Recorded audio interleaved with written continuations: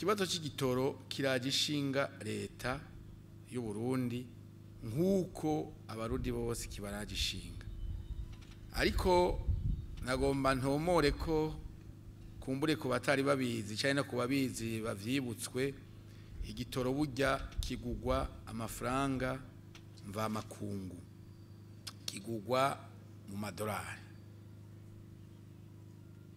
Aha muca mwumva yuko hari igikorwa gikomeye cyo kurondera amadolari, cyo kugwiza amadolari kugira ngo dushobore kucigurira bitagoranye. Ariko iruhande y'ayo madolari hariho n'ikindi kintu citwa ingeso mbi y'abarundi bamwe bamwe bariko baratakaza umuco wo kwitwa abarundi.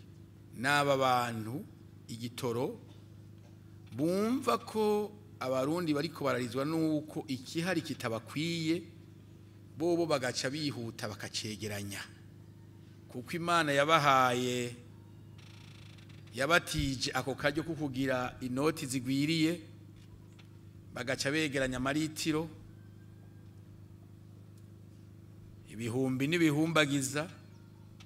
Ejo bundi vyaragaragaye ko mubo twita abagwizatunga nabo nyene bateje imbere n'imitahe ya leta, usanga hariho abacegeranije ngo icari gusabikanga n'abarundi bose bakigire gwabo. Urumva rero iruhande yuko amadolari aho bukera agwira tuzoba tugifise ku buryo bugwiriye, haracariho ico gukosora mu bijanye n'ingendo y'abarundi ubwabo. Ariko ntihumura, igitoro uko gikenye no munsi siko kizoba gikenye ejo. Mu bintu bimanura agaciro k'idolari imbere y'igitoro hari ico bita ubutare. Aho bukera rero, kandi sikera bantu b'Imana, kandi sikera aho bukera dutangura gusunika amakonteneri y'ubutare bushowe buvuye mu Burundi kandi bushowe ku izina rya Repubulika.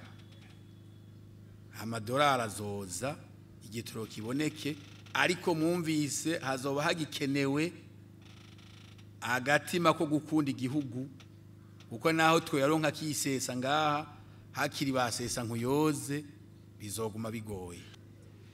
Ariko mubiravye mukaraba ivyigwa bimaze gukogwa, mukaraba n'amashirahamwe amaze kuja ku kivi, ivyo ari byo vyose umwizero ntiwobura.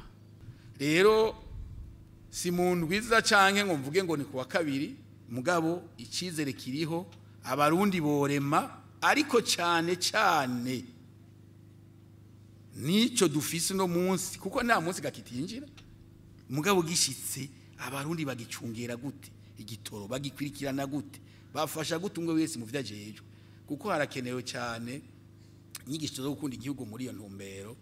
Kuko naho byo kwisesa nakubwiye yuko birashoboka ugasanga abarundi bagumye babisonzanye kubera banda ya mutaye.